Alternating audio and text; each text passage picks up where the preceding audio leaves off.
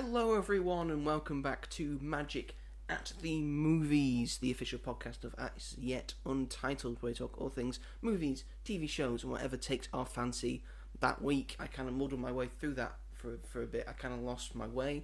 Okay. I'm your host, Joe, and with me as always is my co-host, Robert. Hello. Hiya. Is everyone alright? I can't hear your answers, but hello. Just say that you are. Yeah, just, I hope you are. So he knows you are in right. Spirit. As long as you're a good person. If you're not a good person, I hope you're having the worst week possible. That's settled that, isn't it? Yeah. We don't want terrible people listening to our podcast. No, I don't think this is the kind of podcast that's going to attract terrible people. No, I hope not. Because, it shouldn't do. Because I think people would be very annoyed at our... At everything we say. Yeah, exactly. So, But maybe they hate listening. Yes, they hate listening and hate watching and just what's wrong? You're That's you, bad people. That's how you sound to us. Yeah, get used to it. Nevertheless, welcome back to Magic of the Movies. This week we will be focusing on the most recent MCU edition, Thunderbolts, which also brought to the end Phase 5. So we'll be talking about our opinions on Phase 5 as well. But first we're going to and also we may be talking about some things that Donald Trump has done again. That more affecting to us than the things that we talk about in this podcast. But first we're going to start off with our regularly recurring segment that we start off every episode with, which is... What have you been up to this week? Thank you, Robert. So yes, this is the part of the show where we discuss what we've been up to this past week or what we plan to do in the weeks ahead. So Robert, kick us off. What have you been up to this week? Not much. Well, that's not true, is it? Well, yes, I did one quite exciting thing. Well, talk about the exciting thing. Well, first I had to say goodbye to all my uni friends because uni is not officially over. I've still got something to hand in, but in terms of like lessons and stuff, that's how all it works, stopped. So that was very sad. A lot of tears were shed. We said goodbye to like our course tutors, and that was very sad. And me and some of my friends had a meal as like a goodbye thing. Very nice meal at the Italian Orchard, which was delicious. Very, very nice. That's full of sex offenders. Is it? Yeah. What? Well, because there was I don't know if you recall the girl that used to work at the place that we work. Used to work there. Right. And she told me some not nice things that goes on behind the scenes at the Italian Orchard. Okay, that's not fun then. I hope that she had the same coloured hair as me, if that helps. Right. Okay. I feel like I might know who you're talking about. I hope that the staff we had were the nice ones. I mean, don't get me wrong. The tomato garlic bread there, to die for. They still make good food, those Italians, despite the fact that they're a bit odd in terms of how they act. I do think I could sort of understand that, like, actually working for them instead of being a customer, I bet is very intense and very different. I hope she's okay. Yeah, she seems fine. Okay, that's good. But yes, we had that meal and like say goodbye. We are actually having a holiday together, a weekend away next month, so that's something to look forward to. It's not completely goodbye, and of course we've got graduation. So it was just the end of seeing each other like virtually every day. I think that was the thing. You have that thing, and we saw each other every day, and then it's sort of like, well, with my course, the last time we like saw each other every day, like maybe like middle of January, right? And then we all like had to focus on our dissertation writing. So like a 10,000 word essay that we were all writing, and every week you had to go into your tutor that was assigned to help you with your dissertation, and of course they had other people that were there helping as well. And every week you would go in. I'd normally go in on like a Tuesday, and a lot of people would also be in on a Tuesday because they still lived in the area and they thought being in there, like a working environment, would help. And it did somewhat until loads of us arrived, and then we just started chatting with each other, which is nice. But it's nice to unwind. Oh yeah, definitely. with your friends. So I still saw them like almost every week. Okay. That's good. I see him a lot less now. Yeah. I see him like every 3-4 months. Yeah. Like if I come into Manchester, and some of them are like coming into Manchester as well. Some of them still live in Manchester. I still see some of them. Yeah. Not all of them. Some of them have gone quite far away. Some of them have gone back to where they used to live, which was like London, or they're out in the sticks. I think one of them went up to live in Aberdeen. So Aberdeen. I mean, it's in the north. We're both in the north. We have no excuse. She was a southerner as well, and we converted her to the northern ways because we're just a lot friendlier, aren't we? Oh yeah, that's than people very in the true. south. So she went up to Aberdeen because of like a thing that her boyfriend was doing, but then she was also sort of planning to do things in Aberdeen. I think I saw on her LinkedIn that she's doing a postgraduate degree now back at Salford, which is where I did the university. Yeah. Which is where I went to university, I mean to say. Yeah. And she did say she wants to live back in Manchester as well. That's where she wants to live. And when was the last time you saw? I think I've maybe like a couple. I think it was graduation because I think she left a bit soon after that. Right. So yeah. Yeah. Mm-hmm. Oh, you should maybe try and get back in touch. I will certainly try. Yeah, I do try. Yeah. I'm more outgoing, but everyone's always busy. Yeah. And this will happen to you, Robert. I'm preparing you for this. I know. You only keep at least made like max 3. Yeah. You won't see all of them again. No, probably not. I did sort of sit like I was like upset on the day. But I think it's because I had like, we've got holiday and graduation, that like, it's not goodbye yet sort of thing. But then I did get home and then just sort of sit there and just have a bit of a cry and be like, what now? Like, no, but you spend 3 sometimes more years with these people, and then it's just like, and because they live, all people from college and high school, like a lot of them still live in the same sort of area, so it's easier to keep in touch and do things. But with, like you said, like they live in different parts of the country, sometimes the world, so it is a lot harder to keep in touch and meet up. Some of them live closer, like I've got friends that are just in like Lancaster, so that's not far. But yeah, it was just a sad thing, end of an era, but it means that I don't have an excuse to not do this podcast anymore. Yes. We're just going to that. You'll be here every Tuesday on your record. I have to get that on and if we don't do it, it's my fault now, folks. It's on me.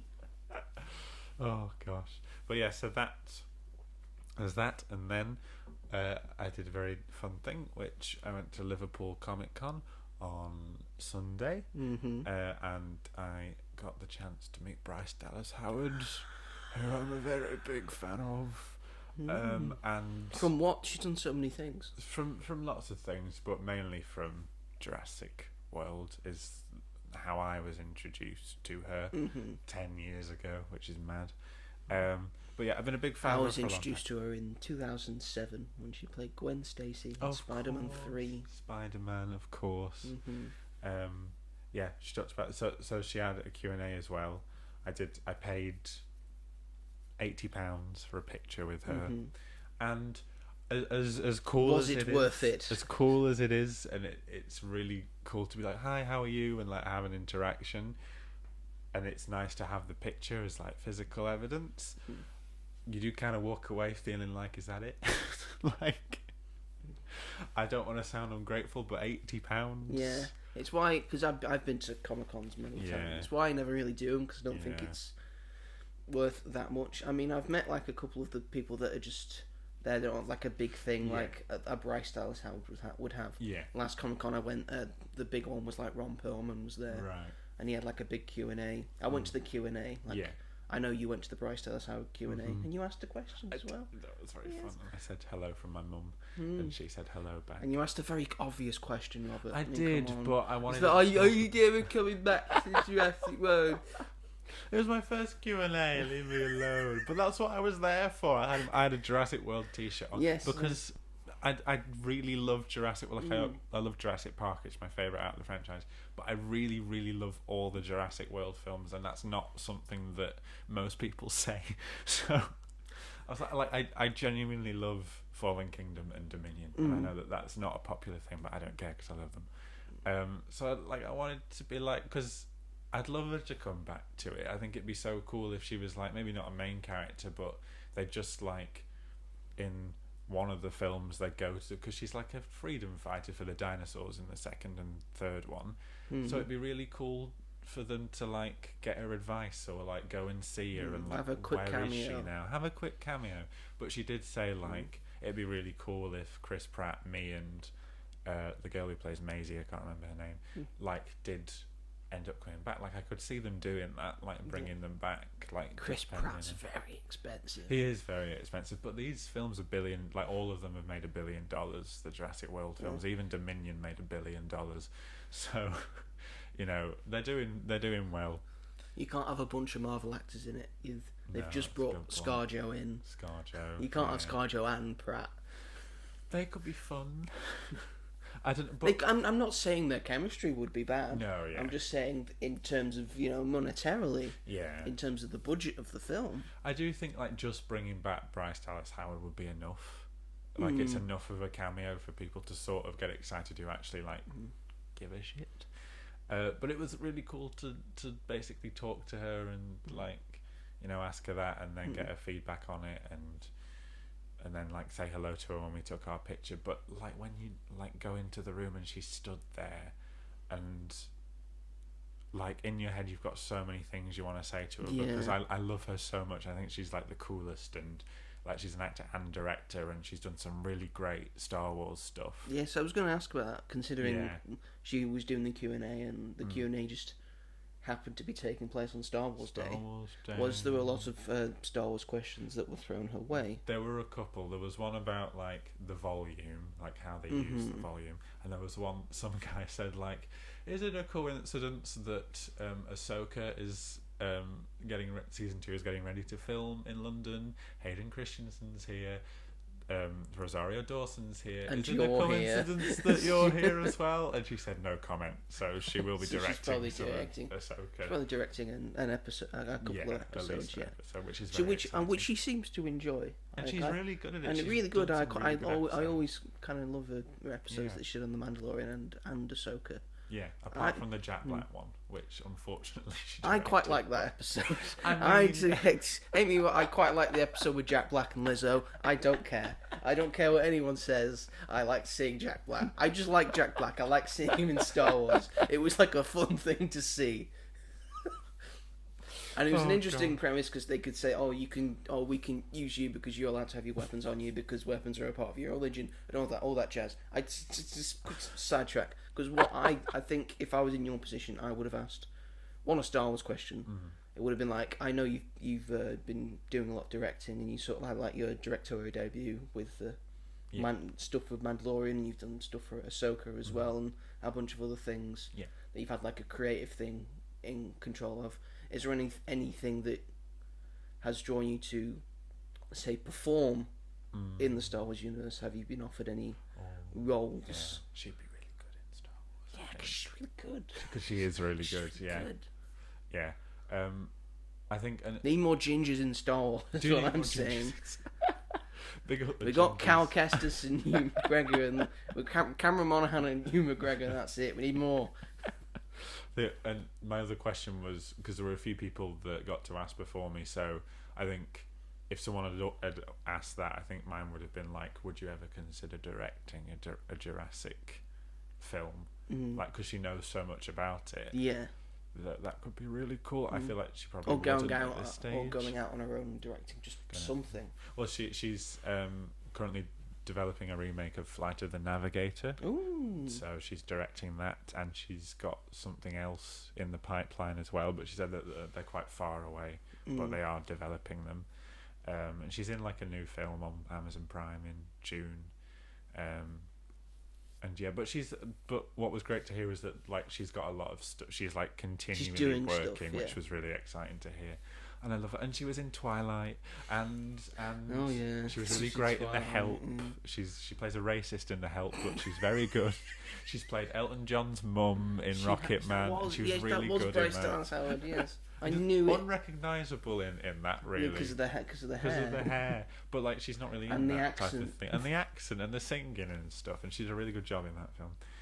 So yeah, very big fan. And like, my mum's quite a big fan. Like, she loves her in Jurassic World. And she was the one that, when I said that she was going to be at Comic Con, she was like, do it. I was like, but it's £80. And she was like, yeah, but it's Bryce Dallas Howard. And I was like, that's very true. And it was cheaper than James McAvoy. Cheaper than James McAvoy. He was 1995.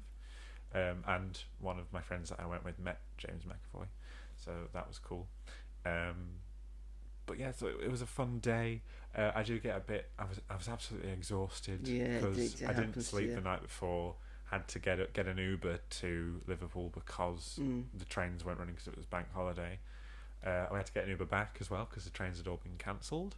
So we were all exhausted because it was like 6:30 in the morning in the Uber, and then we got there at like 7:45, and we had to like queue up, and like my friend was meeting Ralph Macchio and the bully from Karate Kid, main character in Cobra Kai. Oh, those two. Yes, those two. I can't remember the other one's name. And she met Grant Gustin from The Flash and Glee. And he's got to Liverpool, and there's so many people that go to Liverpool. I've been to the Birmingham one, I've been to the Manchester one. Go to Liverpool, so like Liverpool's like the most I think like Liverpool and Manchester are like the ones that most people go to.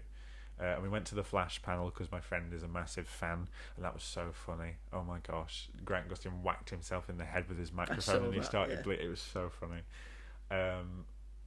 And they went, my friend and my other friend went to the Cobra Kai panel, which I had paid for, but another friend had joined us, and I didn't want to leave them on their own for like 2 hours because they didn't get the Flash panel one either. So I was like, and I haven't seen Cobra Kai, so it didn't really matter. I haven't seen the Flash either, but I've seen Grant Gustin in Glee, so I think that was Of course you have. That's such a Robert thing to say. Grant Gustin, I don't know him from the Flash, but I've seen Glee.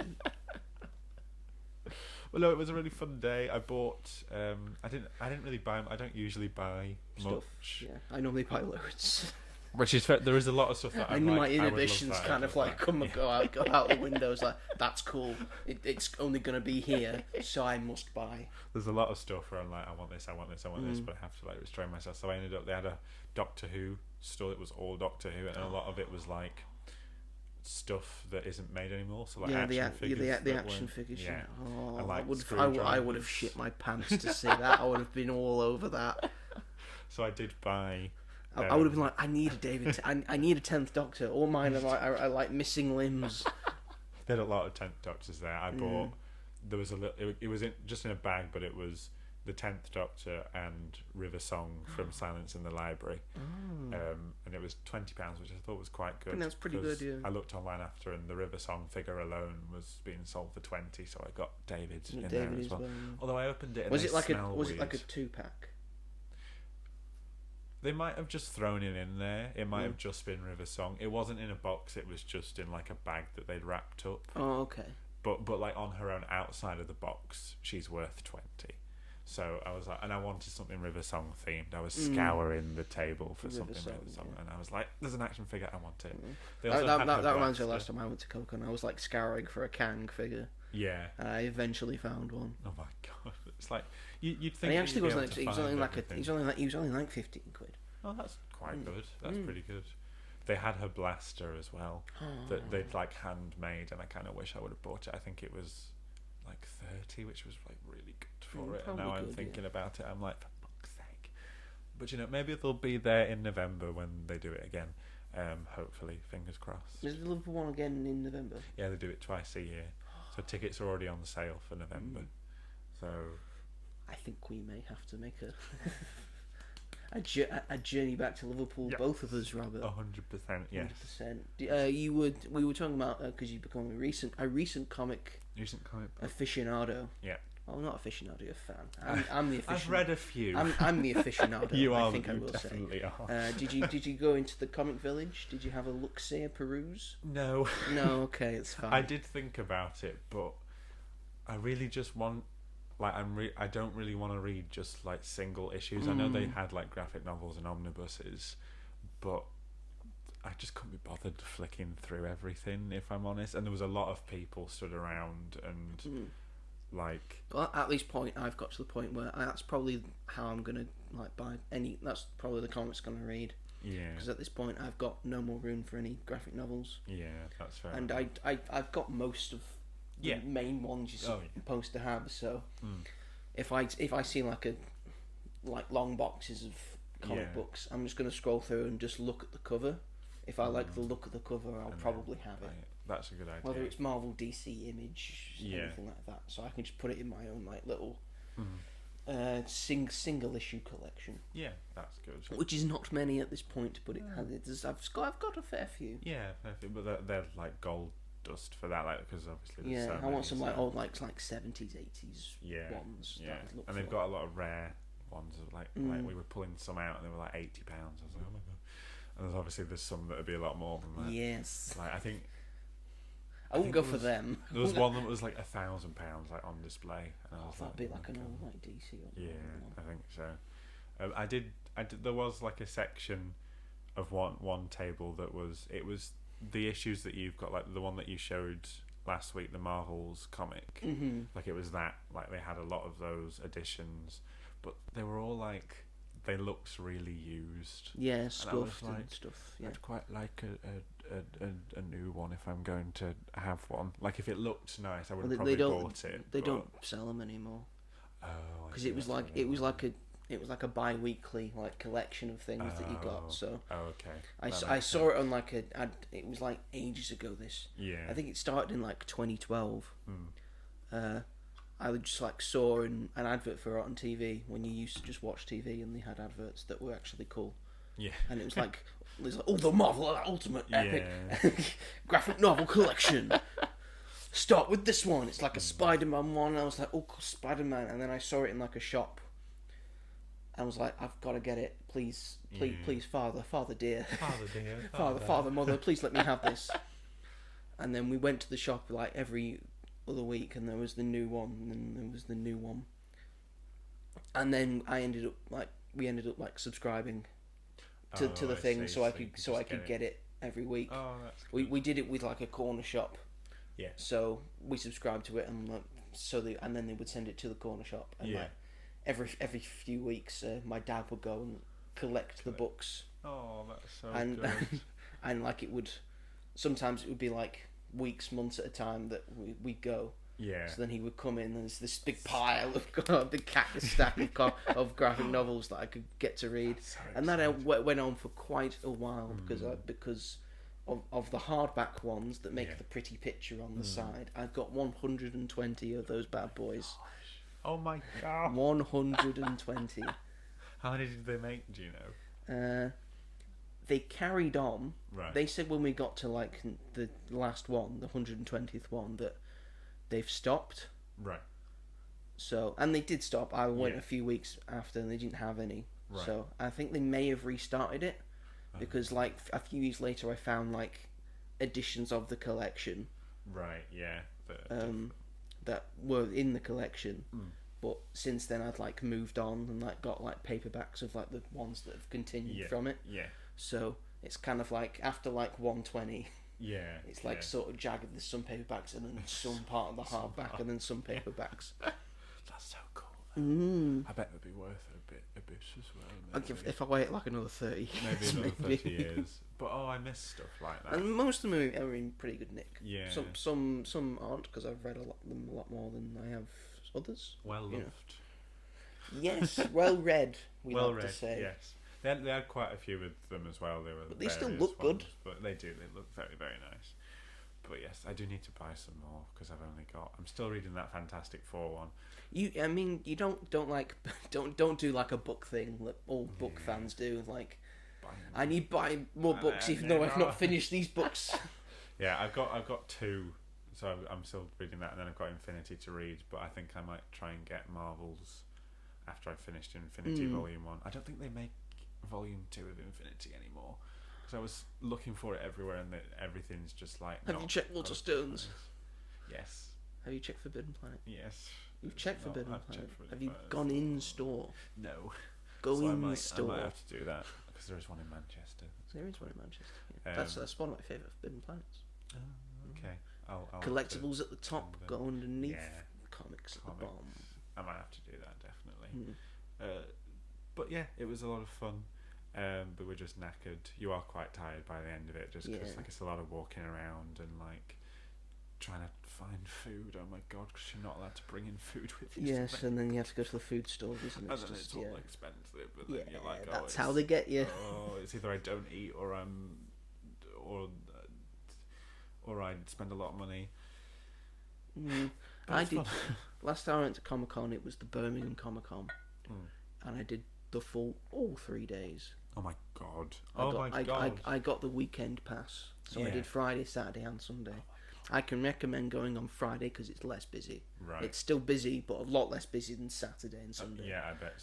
Yeah, Saturday I've heard is. But I wanted to go Saturday and I wanted to go Sunday because they were doing Q&As. Like Ron Perlman was on the Saturday, and Ox Venture was doing a D&D thing on the Sunday, which I wanted to go and watch. Yeah, I was quite. They did. So I did most of my shopping on the Friday. Yeah. I will say I had a lot of time. Yeah, that's a good plan though if you want to see the panels, because like on the Saturday it was James McAvoy and Hayden Christensen and Rosario Dawson. Yes. And I would have loved the big main ones. The big main ones are normally on the Saturday. Yeah. So when we go, we'll either go Friday if we want it to be quiet. Yeah. Or if we want to do like a full shebang, see people Q&As, we've got to do the Saturday. I think they only do Saturday and Sunday at Liverpool Comic. God damn it, Liverpool! and Saturday's supposed to be very, very busy. Yes. So I'd maybe recommend doing just the panels on the Saturday. Well, we're normally both of us are normally not busy on a Sunday, so probably the Sunday then. Yeah. Like my friend who goes has been going for the past few years, said that she always does the Sunday because it's a lot less busier than the Saturday. So there you go, folks. In the future, tips. and Magic at the Movies from Comic Con. Yeah, it's in the future. That'd be really fun. That'd be cool, wouldn't it? We'll do a vlog. Oh God, are we good enough for vlogging? No, but we'll do it. But we'll do it anyway. Oh, my friend bought a Spider-Man mask that had the eyes that move and it's got turn red. And it's got like the thing that inside the mask that makes so you don't look stupid. Yeah. And it can tuck into your thing so it looks cool. part. I do want to buy one of them. And it was only £50, which I was quite surprised. That's pretty good. It was pretty good. I do want to buy one of them from TikTok Shop. Fair enough. Which I think they're going for £35. If it's real at all. Can't really trust TikTok Shop. No, I agree with that. It's like either great or not. But yeah, that was me. What about yourself? You drone on like you always do. Sorry. I didn't help. It was like a conversation. It was a conversation. It was fine. Well, because this week it has been Star Wars Day. May the 4th be with you. Yep. And we're recording this on Revenge of the 6th. Or Revenge of the 5th, depending on what you want to do. It's 5th or 6th. Which like one works better? Together makes it. So maybe just do both days. So yeah, I watched. I came home late from work on the Saturday, and I decided to watch A New Hope. Fair enough. I was like, I'm gonna chill. I'm just gonna watch A New Hope. By the time this is finished, it will be Star Wars Day. That's a good point. So then I woke up about 9, and then watched Empire, and then watched Return of the Jedi. Then I had a little break, little late lunch, and then I watched 7, 8, and 9. What I'm really interested about your opinions on the sequels, because you said that you've not watched them in a little while. Yeah. So do you feel the same about them? I feel pretty much the same about them. I still really like Force Awakens. I think Harrison Ford's really good in that as well. He just came right back into Han Solo. I think that still holds up. Like it's a bit of nostalgia, a bit of old, but then it's also bringing something new. Last Jedi, I still love. I still think it's absolutely incredible. I'm so glad. I was really nervous. I got to the point where at some points I was just like on my phone, but I think Last Jedi, it just grips me. Yeah. I just love watching it. It's got the best joke when the iron comes down. You think it's like something menacing, which is an iron, just ironing clothes. It's just a really good joke. And then I didn't hate Rise of Skywalker as much as I thought I would when I was watching it. I was about to turn around. I was like, oh god. Here we go. I just had tea. I was feeling a bit bloated. We still did a Sunday roast. Oh, cool. But I didn't hate it as much as I remembered. Oh, good. Thinking that I would. That's I think it still has a lot of enjoyable moments. I think it's still enjoyable to watch. It's still Star Wars at the end of the day. Definitely. Got a lot of good moments as we discussed. A lot of moments. Like we were talking about moments last week, and I think that's the sequels has got a lot of really good moments that we didn't mention. Like, I think all the points where Chewie loses someone that he loves, like in Episode 7 when when Kylo stabs his dad Han Solo. Spoilers, and then. Chewie's up in arms about it and then just goes on a full-blown rage and just starts shooting everything in sight and blowing things up. I'm like, get it, yes, Chewie. and then in Episode 9 when he finds out that Leia has passed and he's really upset. Like, it's very heart-wrenching how upset Chewie is, and that's a really good performance. So I still enjoy Star Wars. What about the moment where you think Rey's killed Chewie? They could have sat on that a bit longer and not just revealed 5 minutes later that he's still alive. But can you imagine, so we're gonna have our lead character kill off a fan favorite, beloved character from the whole franchise. It wasn't her fault. Sort of. It wasn't. Her, sort of. It is a cool moment, but I would have rather them have done it in a way that. Because you knew he was still going to be alive. There's no way they would have killed him off like that. I know that she thinks that. Yeah, but then just hold on that for a bit. Yeah. And not just tell us pretty much immediately that he was on a different transport. He's still alive. Yeah, but I would have rather have maybe. And we saw 2 transports. Yeah, that's true. I would have rather have reflected on she knew there was people on it, and she's just killed them, rather than she didn't need to have Chewie to reflect on oh my god, I've just. Do you know what I mean? I knew they were doing it to oh my god, Chewie's dead, but they didn't need to do that. I feel like the moment would have had enough substance with her being oh my god, and also the fact that she's a Palpatine, which they didn't need to do. It doesn't need to all the great stuff in The Last Jedi about you don't have to belong to somebody famous to be a Jedi, and then for them to just completely disregard and the final that. scene with the kid, he does the Force on the broom, and he holds the broom like we all did when we were kids. Because it's a lightsaber. We take a broom, it's a lightsaber. We do that with it. We hold it on the ground. That's us. J.J. Abrams. Ryan Johnson's sake. Look, that's what we all were. We were kids. We loved Star Wars. We looked up at the skies. Wow, Star Wars. We swoosh, swoosh, swoosh with me broomstick. But no. We had to imagine Palpatine having sex. That's what everyone thought when that happened. I read that it's just a younger clone of him. Rey's a younger clone. No, the son is a younger clone of him. That's sort of good. It's all dumb. Jodie Comer's in it. for a brief second. But she would have killed it in Star Wars. Why did they give her that? Fuck's sake. Anyway. She would have killed Eve. That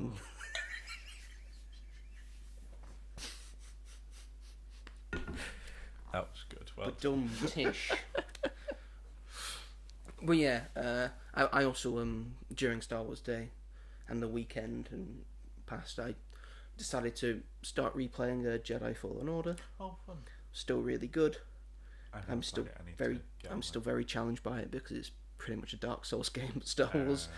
So it's still quite challenging for me because I'm not that good of a gamer. Which is why I don't play Dark Souls. Because I understand they're incredible games. It's not for me. I'm not good enough. And I've also been playing another game called Kong Survival Instinct. Oh.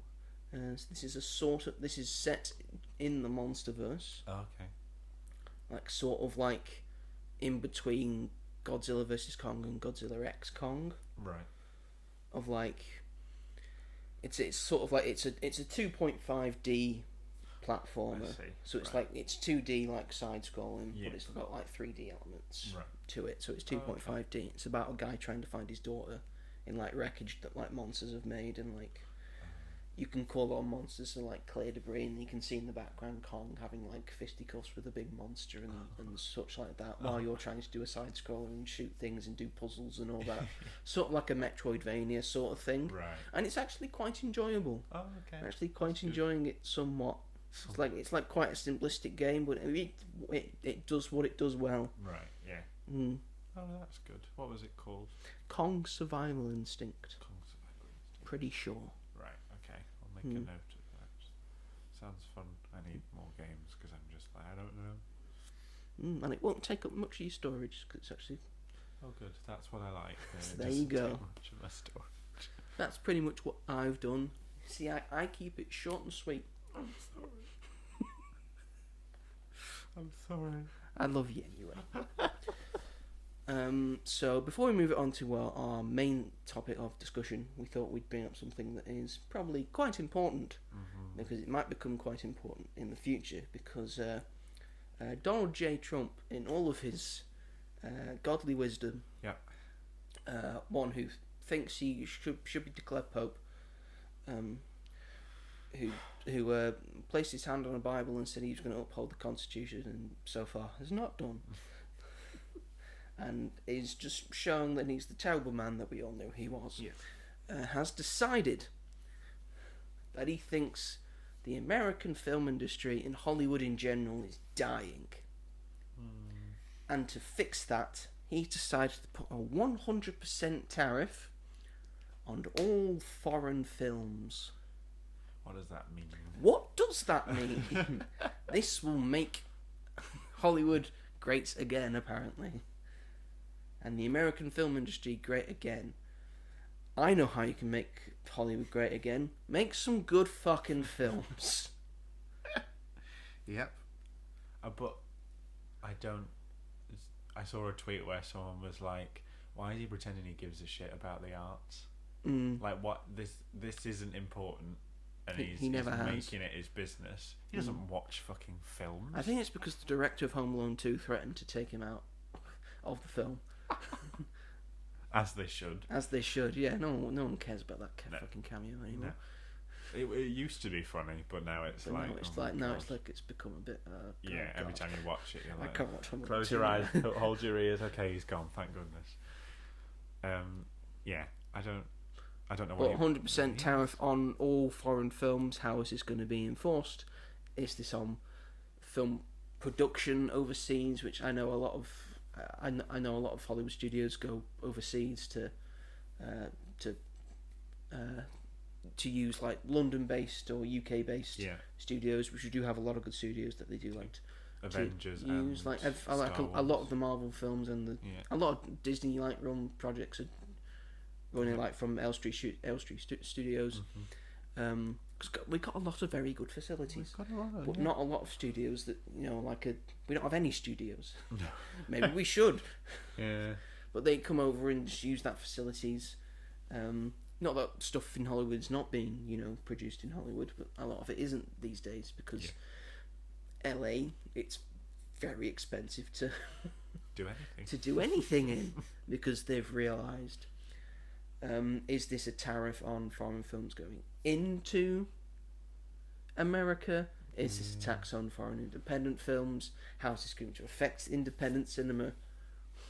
It's also I remember when Parasite won Best Picture and what he said about that. He's basically just trying to stop foreign filmmakers from having their films play and making films in America. And making points. Making very, very, very good points. Yes. Because a lot of foreign films just, are very good at the art of film and getting good points across. Like, subtly, but sometimes more extravagant and on the nose. So on the nose that even Donald Trump can see that they're making a point. Yes. Because he can't see subtlety. No. But I mean, if he does that, I mean, I think even like American productions are gonna start making points about dictatorships and all that, which is what America is turning into. Yeah. Because they always have. Because they're people of the art, and people of the arts are often very liberal. Yeah. And very left leaning. So you're not going to win the arts, Donald, because everyone in the arts already hates you. Yeah. Just go and fucking watch Yellowstone and your westerns and your Sylvester Stallone films and shut the fuck up and leave people alone. Innocent people that are just go trying and watch to make your best art. friends' films. Yeah, just How go. about you go do that? Yeah, go. No one gives a shit about what you watch or anything. You're just making an even bigger issue for people. I bet he really loves John Wayne films. Oh, he will. Of course Just he like will. Stalin did. Yes, exactly. Of course he will. Dictators love John Wayne. Just must be a thing. But yeah, it just means that bad things are going to happen for the film industry. That's basically what it is, and it's the least of people's worries. That's the thing. Like, even though like films, we're so close to a Spider-Man 4. Yeah, it'd be the first Spider-Man 4 ever. Do not take this away from me. I think they've already pushed GTA 6 to next year. I think Marvel stuff will be fine. It's just. But is it distribution to other like foreign lands? Is that the tariff on it as well? Maybe. Like, you can't watch like gatekeeping. We'll all be like, that's fine. We've got Paddington. You don't get Paddington. You don't get Bridgerton. Or Bridget Jones. Or Bridget Jones. Or Downton Abbey. You don't get these things. Suck it. And you don't get the best comedies. No, that's a good point. You really don't get. The best sitcoms. You have like we're gonna three or four, and we're gonna take all of the best actors in Hollywood away from you. Like a lot of the legends.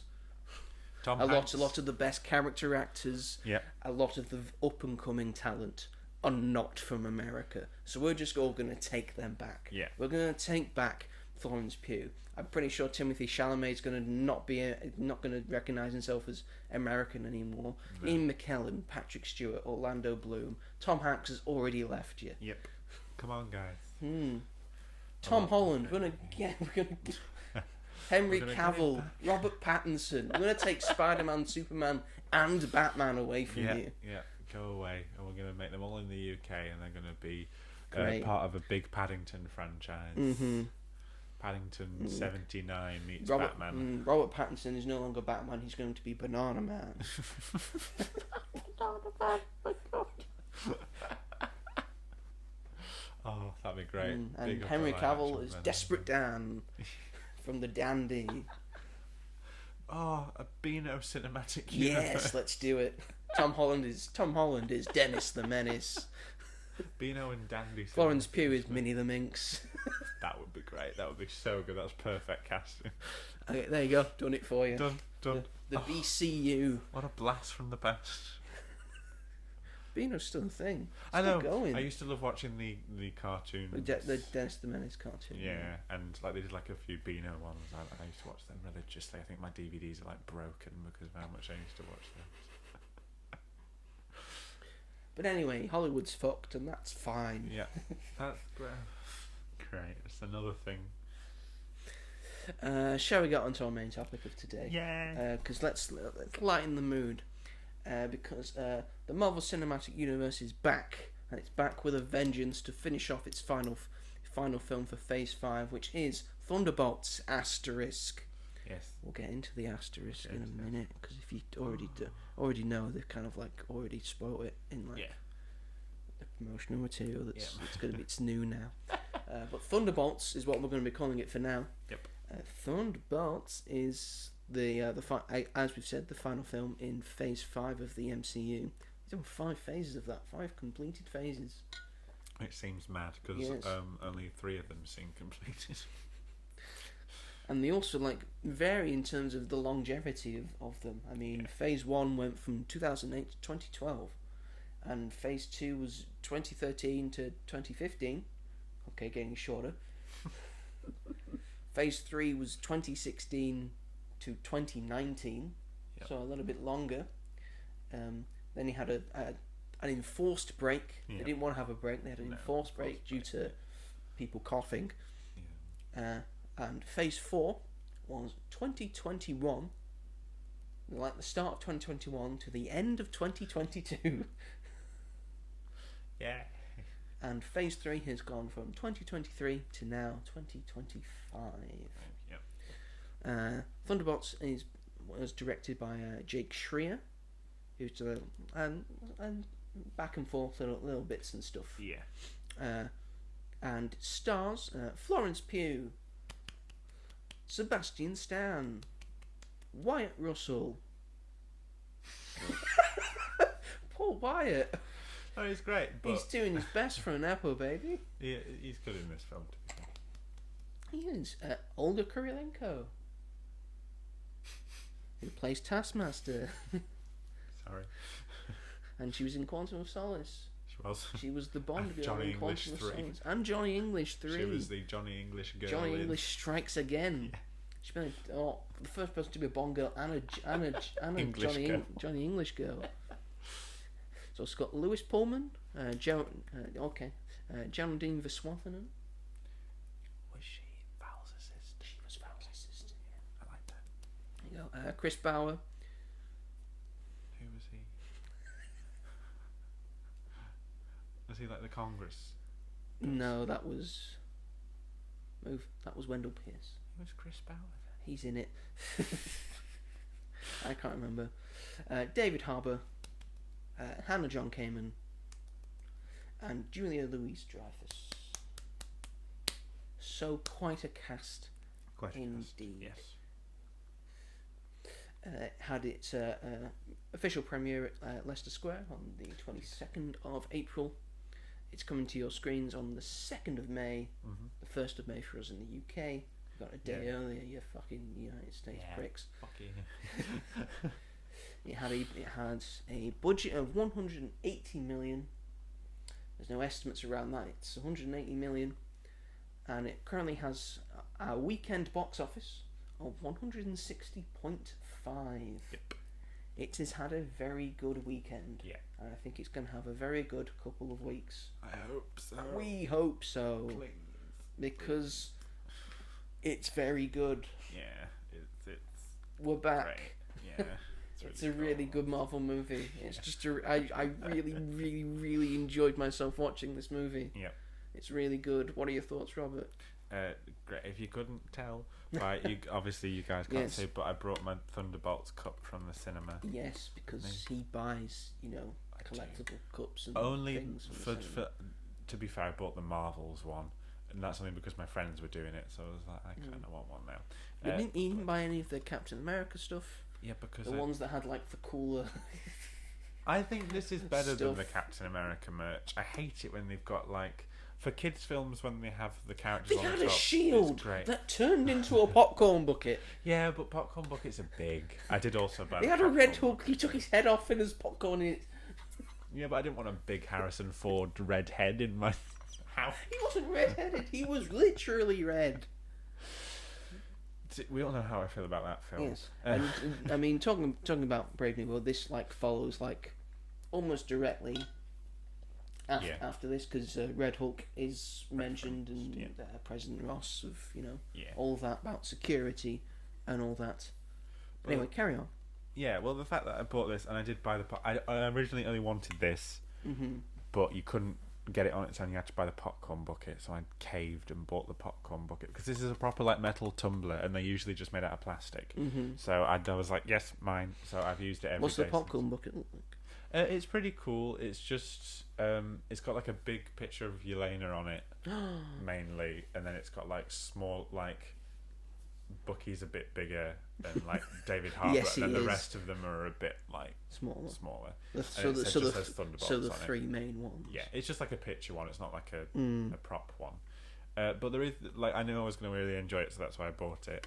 And it's very, very good. Yes, you don't have to whisper. Shout it from the rooftops.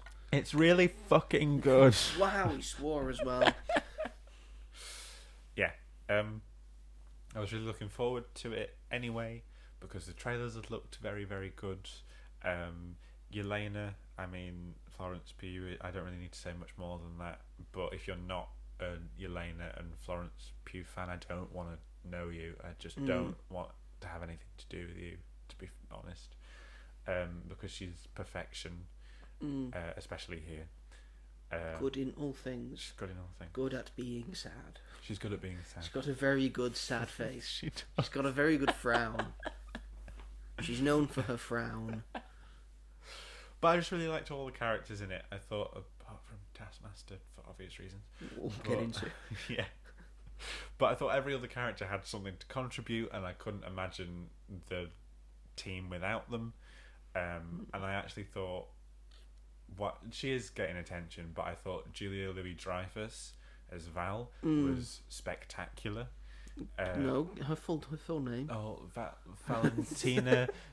Valentina something de Fontaine.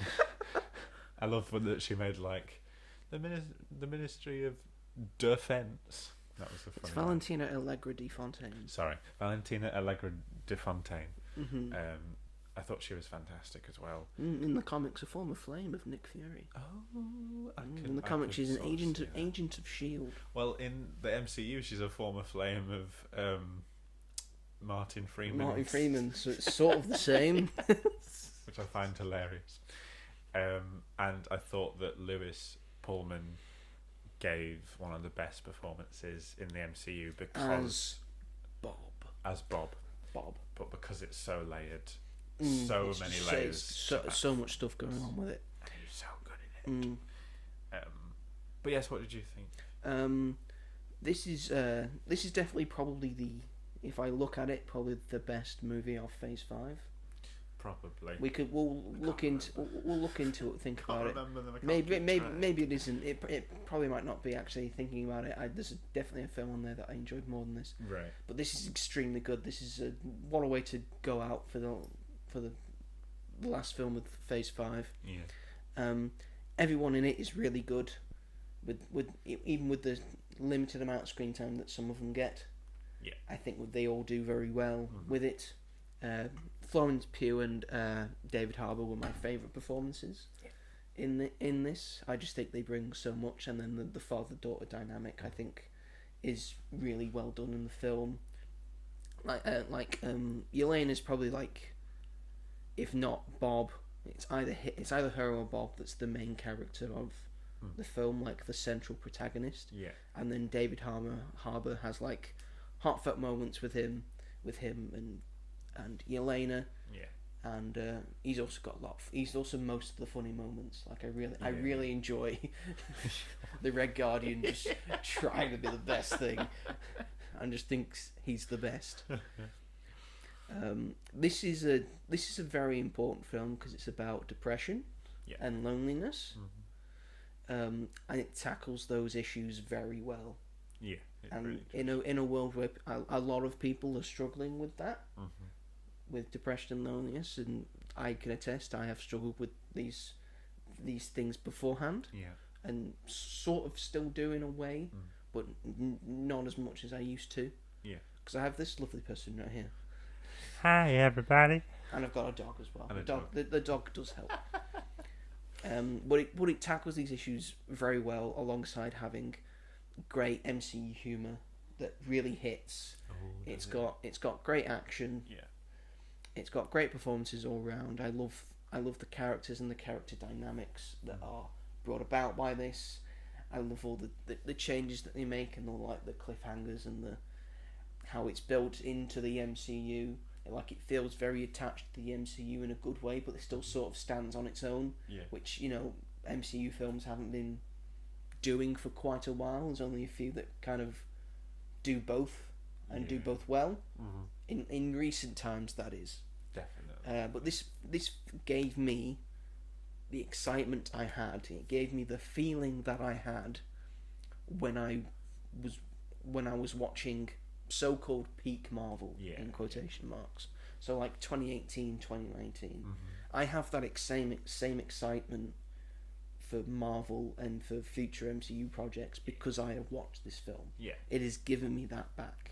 100%. I think some of the CGI in like a specific fight scene looked a bit dodgy, but I can look past that. And I thought Sebastian Stan, although I love him as Bucky and I think he's very good as Bucky in this, and like his progression to be something different, not the Winter Soldier, because he's going for Congress. He's a congressman now, and then he becomes something else, which we'll get into. I think he's a little underused in this. I could have done with more Bucky and having more stuff to do, but apart from that, little nitpicks, I think this is a very excellent film. I give it a 9 out of 10 in my review. I just think it's very good. Do you have anything else to say before we get to spoilers? We like good Marvel. Like good Marvel. Do good Marvel. We like good Marvel. Do good. Make things. good money. No, I think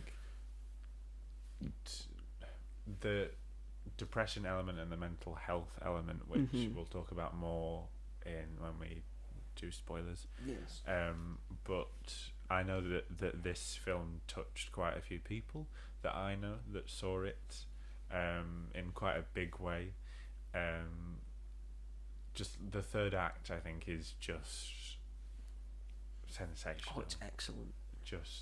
And like, it gave you the same. I'll talk about it in spoilers because I can't say anything. Like, this film doesn't, apart from the end, this film doesn't have like a lot of spoilery moments. But I think it's watching it for the first time and having the experience of these events sort of play out. That is more, and I think that's sometimes even more exciting because you're not just waiting for like a development for the next one. There are big developments for the future, but that is not what the whole film is. It's not one big, like, there's a lot going on with the humans and the characters and the emotional drama there, and that's all done excellently. I know, like before when it was in production and we heard about the roster of Thunderbolts, and we all like, well, it's a couple of assassins and like 5 super soldiers. And we were like, well, why didn't you put Red Hulk in? Why didn't you put Abomination in? Where's Zemo? And we had like all these like and stuff that we were worried about, and like Thunderbolts was like our one that we were least looking forward to, and then the trailers came out and we were like, this might be something. And now that I've seen it, I'm like, excellent, thoroughly excellent. I do understand, like, because while it's done all right at the box office this weekend, it's not been as good as Captain America: Brave New World. It came in just under that, which is kind of a shame because I think this is a much better film. This is a much better film. But I could understand why general audiences might not go and see it, because apart from Bucky, like, Bucky's the only real character from like when everyone like loved the MCU, like, you know, and like no one really remembers Ghost from Ant-Man and the Wasp. US Agent, while I think he's really well used and great in Falcon and Winter Soldier, I don't think anyone was like, we need to see this character again. And that's the only thing he's been in. Yes, exactly. Taskmaster, a lot of people didn't like that character and how she was done in Black Widow. Like, a lot of people love Red Guardian and Yelena, but Black Widow isn't considered a great MCU film obviously Yelena came back for Hawkeye, but again, you've got to watch the Disney Plus stuff. Yes. And we found out from Captain America: Brave New World that not a lot of general audiences are actually watching the Disney Plus stuff. A lot of people went into Captain America like, when did this happen? And then we're all stood there like, it's right there. You can go and watch it right now. It's all there. It's 6 episodes. Go and watch it. But general audiences just aren't interested in that. They don't want to have to do their homework. They just want to be able to follow it along. So I'd sort of understand why general audiences wouldn't. I think this is an odd team. It's a very good team once you see them in action. Yes. But I think on paper, it's like, why are these the characters that we're bringing together? These ones.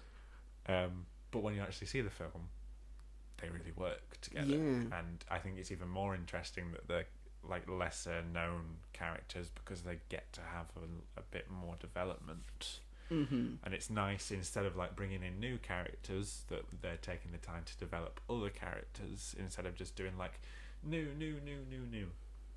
I like that this, apart from Bob, you know, most of the other, like, I think all the other characters like you've seen before, instead of bringing in new people. But Bob is essential.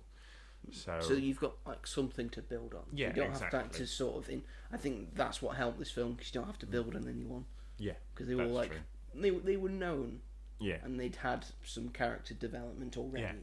So which helped. So we could focus on the character development of Bob. Yes. And of other people in the film. Yeah. Exactly.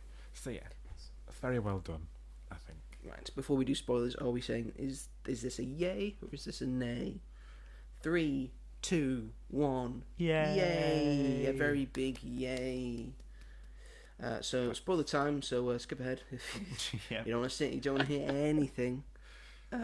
So essentially, what happens to get the Thunderbolts together is that Val, we'll call her Val, is being investigated by the US government.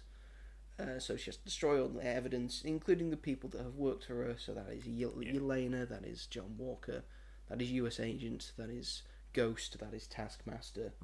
So they're all put in a room together, designed to kill each other. Little do they know that Bob is also in that room. Yeah. This ends up with Taskmaster getting killed, being shot in the head. Again, yeah, I think it was surprising. It was surprising, and I think it was like sort of something they had to do, because I think one of them at least had to die. Yeah, I think so. And I don't think they utilised Taskmaster as a character very well, either in Black Widow, not really, no, or in this as what the character can be and is in the comics, which is he has photographic reflexes and can literally mimic anyone. Yeah, he so wishes. That's a hard character to stuff. get right. To be fair, like in the MC, like in the comics, like it's a lot easier because there's a lot less limitations. But I think in the films, like that's got to be earned.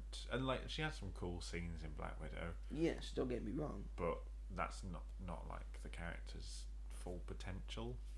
And I kind of think it's a shame, because I kind of think that she could have been pretty good here. I think from the small like 20 seconds that we see of her, she was pretty cool. When she takes off her mask and says to Yelena, "I'm not here for you," I was like, okay, she could be pretty so cool. There's some development there. They've had like a prior thing. And then bang.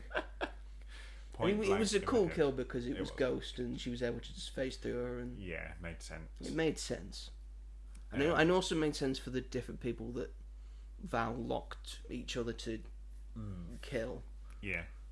So who was it? So US Agent was sent to kill Yelena. Yeah. Because you obviously send a super soldier to kill the Black Widow. To kill Black Widow, and then I think it was Taskmaster was sent to kill John Moore. To kill US Agent, which makes sense because she can just mimic anyone. Yeah. And then to counteract that, you get Ghost to try and kill Taskmaster. Yeah. And then Yelena was supposed to kill Ghost. Right. Yeah. Okay. That makes it's in my head now. A lot that made sort of sense, but then Bob is also there, and Bob is the Sentry. Yes.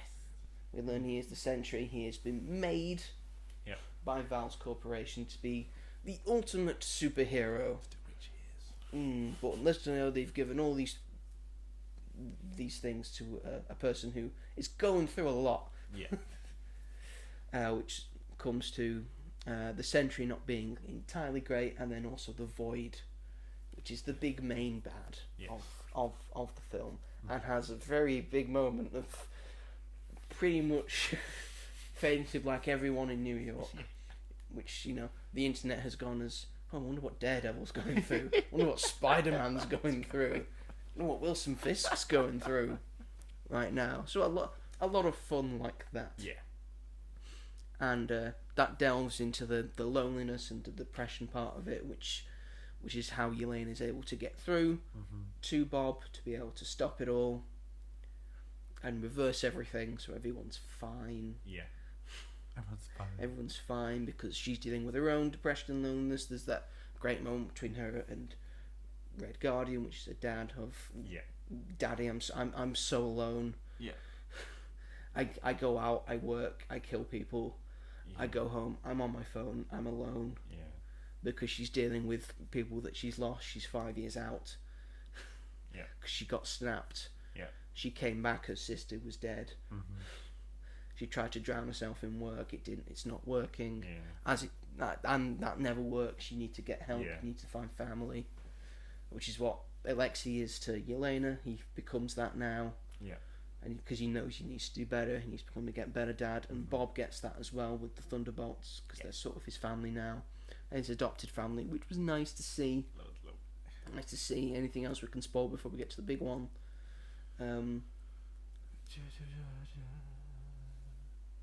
There's a good moment which I think is helpful for how they do the next bit of every member of the team just saving people in the street from the debris. Yeah. So shown to be heroic, to the general public. So when they eventually become the Thing, it's like might not be surprising. Yeah. But the main thing is that Val tricks them into like following her out to where the press is, and unveils them as the new Avengers. Yeah. And Red Guardian gets what he wants. Yeah. He gets to and be. Yelena get. And Yelena I think they all sort of do. All sort of get what they want. Yeah. Red Guardian mostly gets what he wants, which is to be on the Wheaties box. Now that's supposed to which was sort of seen in the promotional material, which is pretty good. I will say, a lot of good promotional material for this movie. I will say. Definitely. But that's it was very exciting to me. It was like a big shock. Yeah. It's like, oh, that's what the asterisk means. They're the new Avengers. The new Avengers. They are just the Avengers, and then we get a mid-credit scene of Red Guardian trying to sell Wheaties to a random woman because he's on the box. He's got a new look. He's just got a mustache now. Not got an overgrown beard. He's trimmed himself down. He's looking good. He's looking real good. And the big spoilers, big post-credit scene is that it cuts to 14 months after this revelation. So it's gone from like a few weeks after what happens in Brave New World. Yeah. And then we've gone 14 months after that. So they've been the new Avengers for a year and a bit. So that leaves time and space for potentially stuff that happens in Daredevil Born Again and Born Again Season 2. Maybe that leaves space for stuff that happens in Spider-Man Brand New Day. Maybe. Which that might be helpful. Yeah. But it shows them all in the like new Avengers gear, and they've got like Avengers logos and new haircuts and stuff, and US Agent's now wearing a beret. He's looking fantastic. Red Guardian's wearing promotional material. And Ghost has got a full blowout. Full blowout. Full so thing. has Bucky, to be fair. Bucky's got a full thing. He's got it all nice and neat. Yeah. He's looking good in his new suit. He's looking very Winter Soldier. Yeah. He's looking very good. And then we cut to something that's coming through the atmosphere. They say, "Oh, get a close up on that big ship that's coming into the atmosphere." You see the big ship, it's a big white ship, and then it sort of turns, and then you see a 4 logo. It sort of reveals that yeah, and we get a tease, and we get the theme tune Fantastic Four, which was teased before the post-credits scene, because you see it in the music. Marvel, that's just dumb. That is so, like, I know that they have to put it in there, but put it in afterwards. Exactly. It's ridiculous. Well, that is a big tease for the Fantastic Four, both becoming into the MCU. Yep. Earth 1999-99, which it is. Mm-hmm. It's not 616 Kevin Feige. That's the comic book universe, and potentially what's going to happen. Yeah. In Fantastic Four First Steps, and has me even more excited for Fantastic Four. And guess what? Even more excited for everything that's happening in Phase 6, including Doomsday and Secret Wars. Yeah. And at the moment we have 4 films lined up. We've got Fantastic Four, we've got Doomsday, we've got Brand New Day, and we've got Secret Wars. Yeah. I am excited. Yeah. What do we think? So exciting. It was nice to have quite a bit of a longer end credit scene, and when they were like, "Oh, something's like heading towards Earth in the space atmosphere," it was like, "What is it? What is it? What is it? Like, is it Doom? Is it something? You know?" And then the ship, like I recognised the ship from the trailer immediately, and I was like, "This to my friend, I was like, it's the Fantastic Four, guys!" And then the ship turned around and the 4 came up, and I was like, Fantastic Four. Yeah, I'm in love with that theme tune. Oh my god, the trailer played before the film, and I was like, hearing the theme with surround sound was fantastic. But it was so exciting. But also, like, now that they are the new Avengers, we know that Sam's trying to sue them. Yes, that's been a thing. He's trying to sue probably for the rights for the Avengers. Because it's like a very integral thing for like Captain America to be leading the Avengers. So I think that's where his head's at. He also said he was going to form the Avengers, and he said that to Bucky. Yeah. So there's like that dichotomy to think about when going into Doomsday, because you know that almost all the Thunderbolts, or the new Avengers as we will call them now, have been announced for Doomsday. Yes. So that's like Florence Pugh's been announced, David Harbour's in it, Sebastian Stan's in it, Lewis Pullman's in it, Wyatt Russell's in it, Ghost's also in it. So they're all in it. Yeah. And they've also been announced. Anthony Mackie is in it. Chris Hemsworth's in it. Scott Lang, Paul Rudd's in it. We don't know if Spider-Man's in it or not. I think he probably will be. So I don't think they've announced everyone. Yeah, if not Doomsday, then Secret Wars, I think. Well, I think he is going to be in Doomsday, because I think we've had reports of him.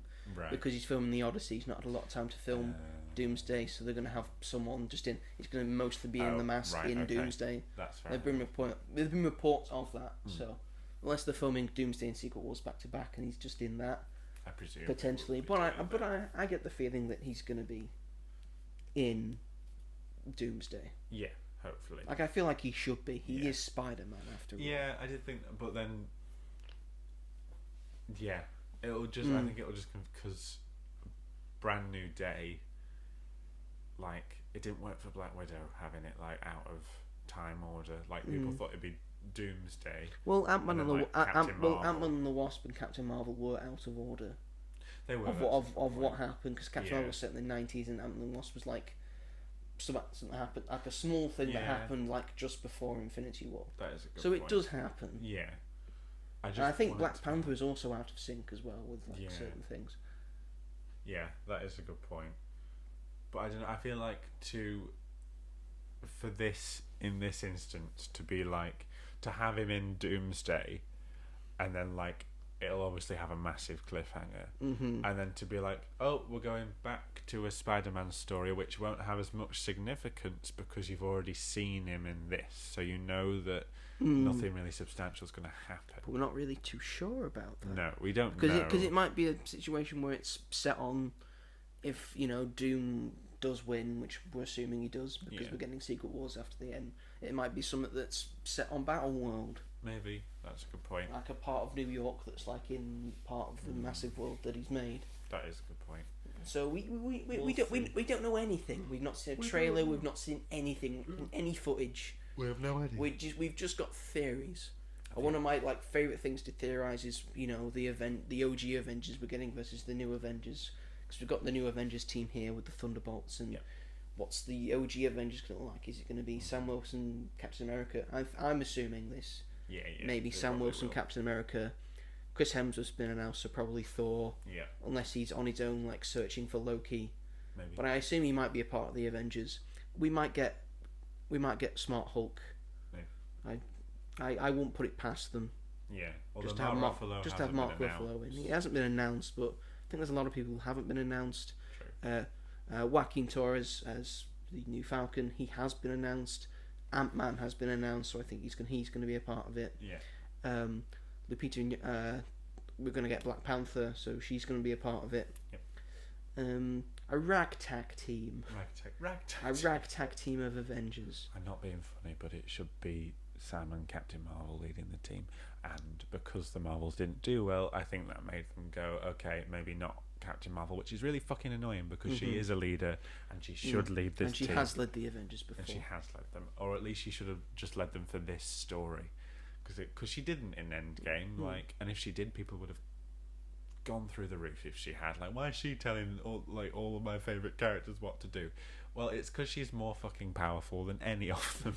So I know you may not like that, but it's the truth. And the first film was set in the 90s. She's been doing this shit for a She's good been long doing it while. for ages. And I also felt like, because she's not in Endgame until the end, but I thought that, when she said when they were checking in over cool tech FaceTime. Cool tech FaceTime. But when she was That's what we're calling it now. Cool tech FaceTime. But when she said this problem's happening everywhere, I'm not able to be here, that made so much sense to me that she was on other planets. She's going planet to planet to planet to planet. She wasn't on Earth for that long. Why would she just go back there and sort the stuff out there? If it's happening everywhere, of course she's going to be sorting it out. That made sense. And everyone was like, well, why is she not? Shut up. Anyway. So I am a bit annoyed that it's only going to be one woman as part of that group, but we might have if Ant-Man's in it, we might have the Wasp as well, so maybe Evangeline Lilly's in it. We can only guess because we've only got a certain number of people. Yeah, it is just weird. But everyone's going to be in it eventually. Be in it. But it is a bit weird that they'd announce some people and not others. Yes. Where's Doctor Strange? Where is Benedict Cumberbatch? This is literally Doctor Strange should be front and centre. Yes. Where's Charlize Theron? Where is Charlize that he went on gallivanting adventures with. That we need, and we haven't got it yet. But I'm excited to see the Thunderbolts in this and their role going forward. But overall, Thunderbolts, a very good movie. A very good end to Phase 5. Oh, and Val takes over Avengers Tower. Yes, so the new Avengers just have Avengers Tower. Yes. Which they were calling the Watchtower. Yeah. Which it does become in the comics. When Sentry's sort of a part of it. Yeah, that got me very excited. But it also reminded me of Doctor Who because Unit's tower looks exactly like Avengers. No, you mean... Other way around. The other way around. But Phase 5 as a whole, maybe some good, some bad. Let's have a look through. Let's rank it, shall we? Go on, read them out. We're going to start reading them out because what is a part of Phase 5 is we have... it started with Ant-Man and the Wasp, Quantum Mania. Off to a fantastic We're start. off to a flyer. But then we get Guardians of the Galaxy Volume 3. There you go. But then we get Secret Invasion. Then we get Loki Season 2. Then we get What If Season 2. Yeah. I quite like Season 2. Then we get the Marvels. I like the Marvels. I quite like the Marvels. And then because of this, they decided to take a little break from big things. So then the next major movie was Deadpool and Wolverine. That was also really we also got a little TV show Echo, which I watched it. I think it's underrated. It's fun. We got all the I Am Groot stuff. That's okay though. It's fine. That's fine. Agatha All Along, which is what you've been waiting for me to say. What If Season 3. Boo. X-Men 97. Yeah. Your Friendly Neighborhood Spider-Man. Yeah. Captain America Brave New World. Yeah. And Thunderbolts. Okay, So shall we rank these? Oh my god. Let's start with Ant-Man and the Wasp: Quantum Mania. I'm going to try and make this quick for you folks. Yeah, it's not that great at all. I've got S, A, B, C, D, and F. either C or D, I'd say. You say C or D? I'd say D or F. Should we do D? Do D. I still really like Ant-Man as a character. And I think it's got some more. I think Jonathan Majors' character is very good in it. So we'll say D. We will say a D. What was next? Guardians of the Galaxy Volume 3. S. Immediately. Yeah, there's nowhere else we can put that really. It's like one of the best Marvel movies of all time. Yep. And I think after seeing the list, it's the best film of Phase 5. Oh, 110%. Sorry, Thunderbolts. It's that. Then Secret Invasion. F. Fuck this. The worst thing Marvel. Fuck everything about this. The worst thing they've ever done. Never do anything like that. I never want to see anything like this. You've ruined the character of Nick Fury. Yeah. And then Marvel sort of brought him back. Yeah. In a way. And Maria Hill. Mm. And Talos. And Skrulls in general. And Amelia Clarke. What a waste of Amelia Clarke and Olivia Colman. Yeah. What a waste of them. What a waste. Even though Olivia Colman was the best part about that show. Yes, but just a waste of just her as an actor. Yeah, you could use her in so many other things. That's true. We'll like put What If season 2 and 3 together. Yeah. As a thing. There's some more right stories in there. We'll say a C. Some because of them. I like season 2. I think season 2's all right. Yeah. But season 3's just had like one. Like I liked the Agatha episode. Yeah. And that was about it. I like that episode where Darcy fucks a duck.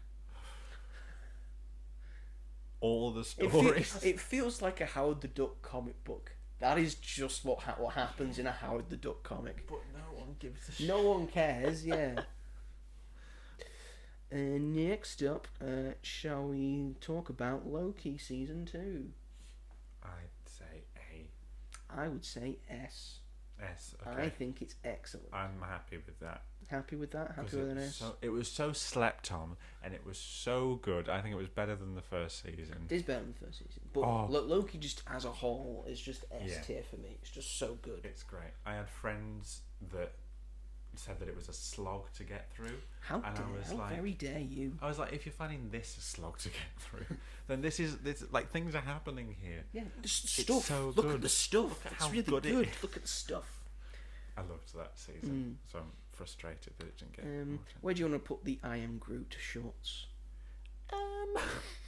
They're fun to watch. They're all a little bit of fun. Yeah. Just the Groot as a baby doing fun things. Yeah, C tier. I'll put a C, B. I wouldn't say it's as good as some of the stuff in What If season 2. Like I feel like that's a bit of a. But we put What If season 2 and 3 at a C. So yeah. Say C.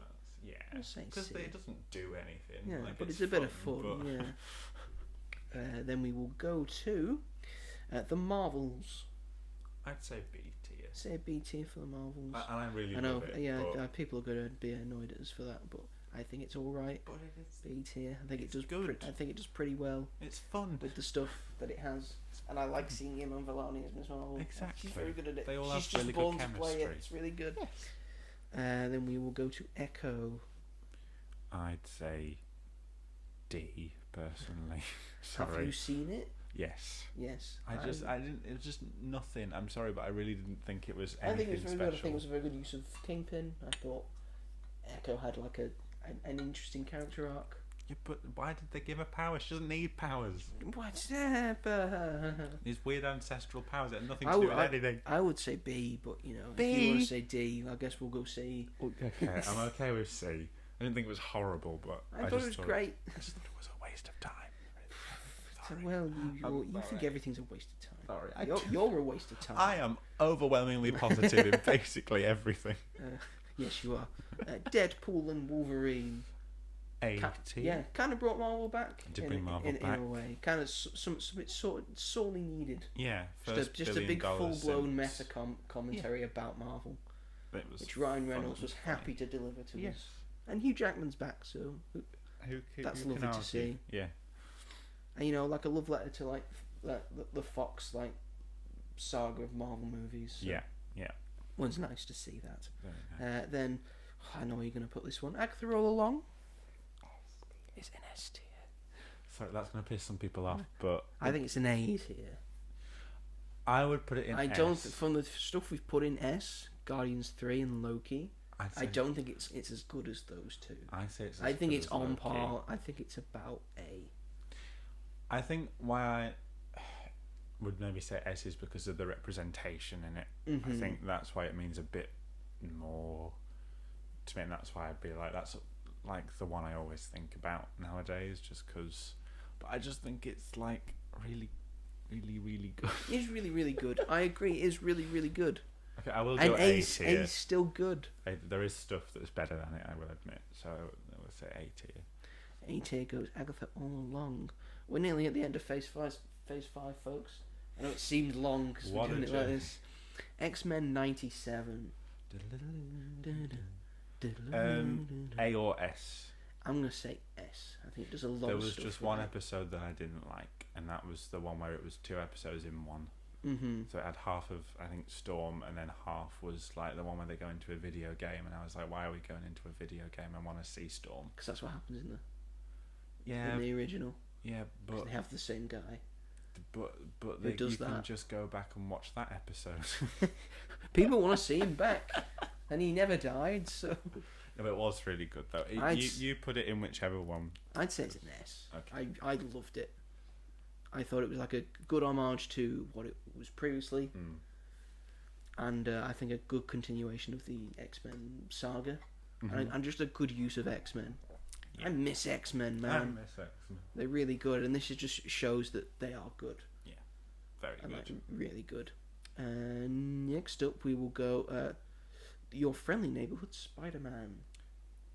B tier. I think it's a B tier, yeah, because some of the animation wasn't Yeah. the best, And I but it's think got great gets story. better the more it goes. It does along. get better, yeah, and I think it gets what Spider-Man is. Yeah, definitely. Like does. it gets him.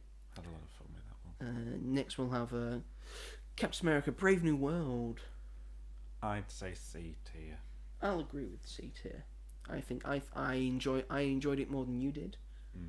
I understand it's got faults. Got faults. It's got faults. One of the big ones being Red Hulk is only in it at the end. Yes, probably should have not spoilt that. Yes.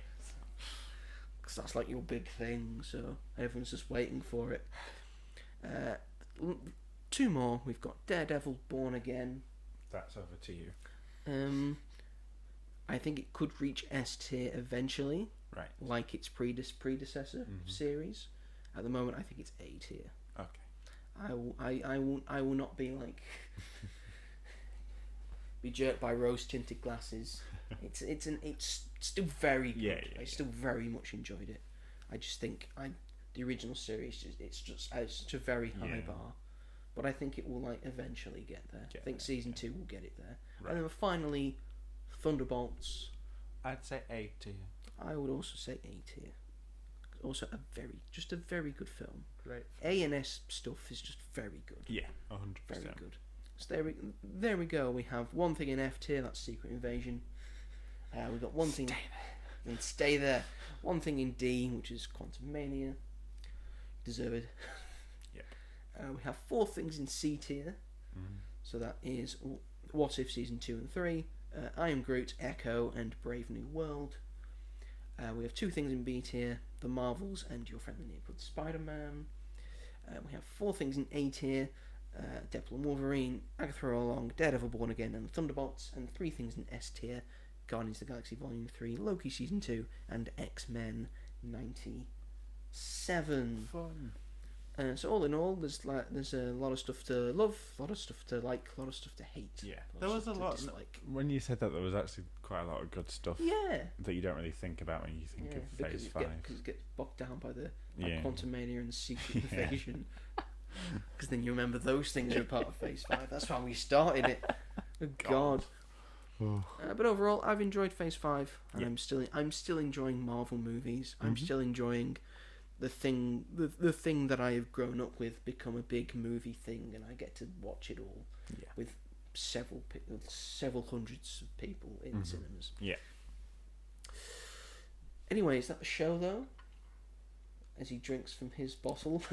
That's the show. That is the show, everyone. Thank you, everyone, for watching and listening to this podcast. We very much appreciate it.